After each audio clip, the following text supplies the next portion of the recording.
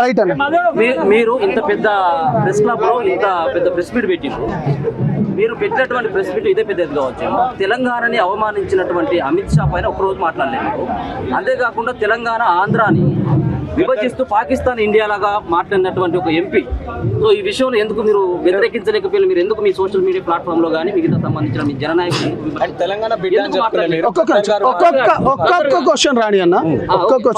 మీరు అడిగింది పవన్ కళ్యాణ్ గారికి గద్దర్ అంటే అభిమానం అని ఎన్నోసార్లు ఆయన చెప్పారు. క్వశ్చన్ ఫస్ట్ గద్దర్ అని అమిత్ షా అవమానించినప్పుడు, అమిత్ షా మాట్లాడినప్పుడు ఎందుకు మీ జననాయకులు ఎందుకు ఖండించలేదు? మీరు తెలంగాణ బిడ్డలు.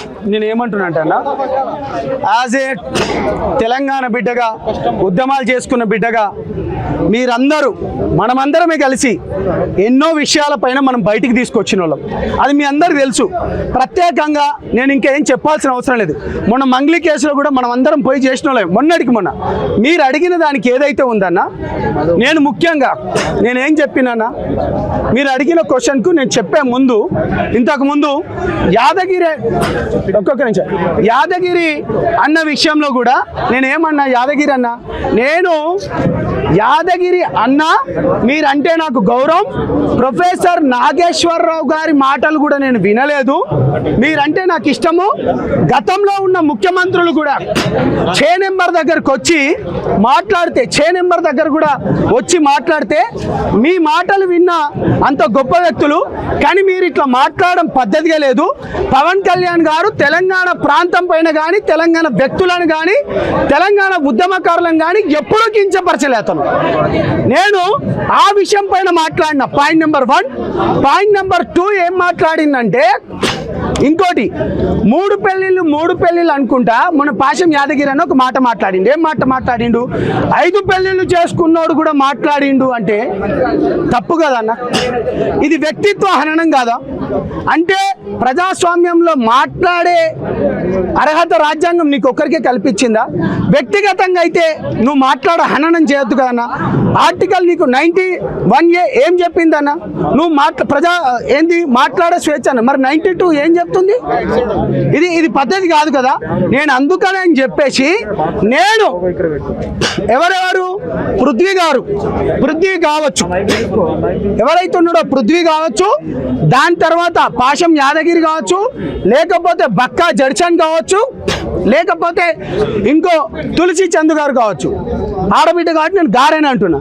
కానీ ఎప్పుడైనా మిమ్మల్ని కానీ మీడియాని కానీ నేను ఎప్పుడైనా ఒక నెగిటివ్ మాట్లాడినా? నేను మాట్లాడింది ఇప్పుడన్నా నువ్వు నన్ను తిట్టావు. మనము మనం ఎన్నో ఉస్మానియాలో ఎన్నో ప్రోగ్రామ్ చేసినాం. 0.001 కూడా మిమ్మల్ని మంచిగా చూసుకున్నా కానీ ఎప్పుడైనా ఒక వ్యతిరేకంగా మాట్లాడినా?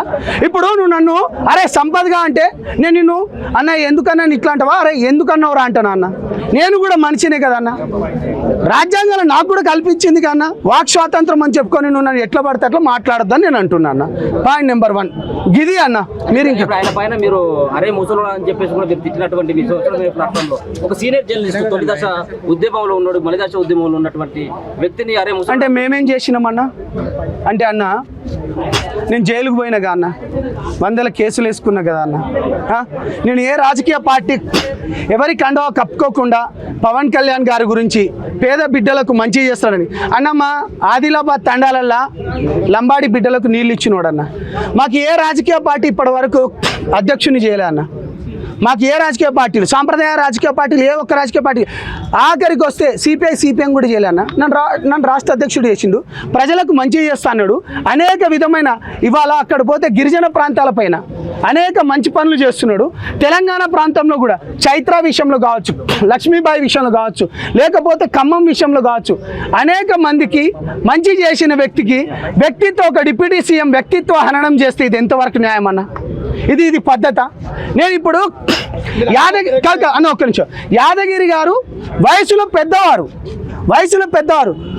నీ సహనాన్ని కోల్పోయి ఏందిరా అరే చెక్కగాళ్ళు అంటారా అన్న? ఈ విధమైన మాటలు మాట్లాడచ్చా? ఖండించడానికి పెట్టినటువంటి మీటింగ్ లో సైతం కూడా మీరే ఇలా వల్గర్ లాంగ్వేజ్ కూడా మీరు ఉపయోగించారు. అంటే అన్న నేను ఏమంటున్నా, నువ్వు కొడితే నేను బాజాబ్తా చెప్తున్నా, మీ ఛానల్ అందరికీ చెప్తున్నా అన్న, నేను మంచిగా చెప్తున్నా. నువ్వు వచ్చి నన్ను కొడితే నా ఈపు నేను చూపియను, నాకు అవసరం లేదు. నేను కూడా మనిషినే, నేను కూడా తెలంగాణ బిడ్డనే, నేను కూడా ఉప్పు కారం తిన్న వ్యక్తినే. అర్థమైందా? నువ్వు కొడితే ఒక్క నిమిషం ప్లీజ్, నువ్వు కొడితే నేను పడను. నేనేమంటున్నా, ఇంతటితోని గౌరవ ప్రధానంగా ఎవరైతే ఉన్నారో, ఒక్క నిమిషం, నేను ఎప్పుడైనా మన జర్నలిస్టులను కానీ ఇప్పుడు మెయిన్ స్ట్రీమ్ క్యాంపస్ల వాళ్ళని కూడా కాదనకుండా మిమ్మల్ని, మెయిన్ స్ట్రీమ్ కాదనకుండా మిమ్మల్ని నేను ఎందుకు దగ్గర చేసుకున్నా? నా బిడ్డలు, నా తోటి ఉద్యమంలో ఉన్నవాళ్ళు, మీరు ప్రజలకు గొంతుకలై ఉన్నోళ్ళు. అమ్మా ప్లీజ్, మీరు ప్రజలకు గొంతుకై ఉన్నోళ్ళు, మిమ్మల్ని నేను ఎప్పుడైనా మెయిన్ స్ట్రీమ్ను కూడా పక్కన పెట్టి, శాటిలైట్ ఛానల్ కూడా పక్కన పెట్టి మీతో ఎందుకు నడుస్తానా? ఎందుకంటే జనాలలో మీరు తీసుకుపోతారు. నేను ఏమంటున్నా అంటే హుందాతనంగా మాట్లాడుకుందాం, గౌరవ ప్రధానంగా మాట్లాడుకుందాం. ఇక్కడితో ఇది వద్దు. మీరు మంచిగా మాట్లాడితే మంచిగా మాట్లాడతాం అని నేను గింతే చెప్పినా.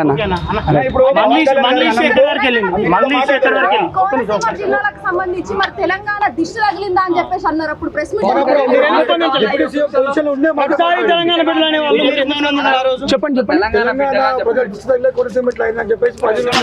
అన్న, మీరు జర్నలిజంలో ఉన్నారు, నేను మళ్ళీ చెప్తానా.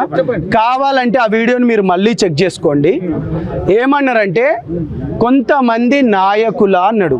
ఇప్పుడు కేటీఆర్ గారు అనేక సందర్భాలలో ఆంధ్ర ప్రాంతం ఆ కొబ్బరి చెట్లు చూడండి అవి ఎంత పచ్చగా ఉంటాయి అన్నాడు తప్పిస్తే కానీ, కొంతమంది నాయకులు అన్నారు కానీ తెలంగాణ ప్రజలను కానీ, తెలంగాణ నాయకులను కానీ, తెలంగాణ ఉద్యమకారులను కానీ, తెలంగాణ ఉద్యమకారులను ఎప్పటికీ కించపరచలే అన్న. ప్రతి సందర్భంలో జై తెలంగాణ, జై తెలంగాణ, జై తెలంగాణ అన్న ఒకే ఒక వ్యక్తి, ఒకే ఒక వ్యక్తి పవన్ కళ్యాణ్ గారు అన్న. పవన్ కళ్యాణ్ గారు ఎప్పుడు ఎవరిని కించపరచలేదు, కించపరచడు. తెలంగాణ ప్రాంతం యాస భాష అన్న కానీ ఇగో తన సినిమాలలో కూడా తెలంగాణ పాటలు పెట్టుకున్నది. ఒక యాదవ బిడ్డలు కావచ్చు, లేకపోతే గౌడ బిడ్డలు సామాజిక వర్గానికి చెందిన పాటలను కూడా తను పెట్టుకున్నాడు. ఎందుకంటే మన తెలంగాణ భాష అటువంటిదన్న, మనం ప్రేమిస్తాం. మనం దారిన పోయేటను కూడా అన్న అక్క అనుకొని మన హక్కును చేర్చుకునే ప్రయత్నం మనం చేస్తాం. కాబట్టి పవన్ కళ్యాణ్ గారు ఎప్పుడు తను ఎవరి గురించి కూడా తప్పుగా మాట్లాడారు. తెలంగాణ అనే పదం డిక్షనరీలోనే లేదు అని చెప్పేసి ఆంధ్రాలో ఒక మీటింగ్ లో మాట్లాడారు అన్న. తెలంగాణ అనే పదమే లేదు అని చెప్పేసి కూటమి ప్రభుత్వం అంటారు. ఎందుకు మౌనంగా ఉన్నారు? తెలంగాణ అది నేను చూడలేదన్నా. ఎందుకు చూస్తాను? ఒక మాట నేను ఏమంటున్నా అన్నా, నేను అది చూడలేదు. నేను దానిపైన ఒక్క నిమిషం దాన్ని నేను చూడలేదు. ఎవరు వ్యక్తి మాట్లాడిండ్రు ఫస్ట్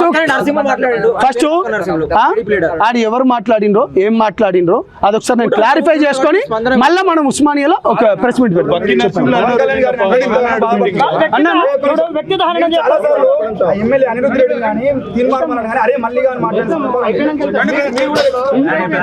చలో అన్న, థ్యాంక్ యూ. జై తెలంగాణ. మళ్ళీ చెప్తున్నా, తెలంగాణ ప్రాంతం గురించి, తెలంగాణ వ్యక్తుల గురించి మేము ఎప్పటికీ పోరాడుతూనే ఉంటాం. తెలంగాణ జనసేన పార్టీ తెలంగాణకు వ్యతిరేకం కాదు, పవన్ కళ్యాణ్ వ్యతిరేకం కాదు. జై తెలంగాణ. Thank you.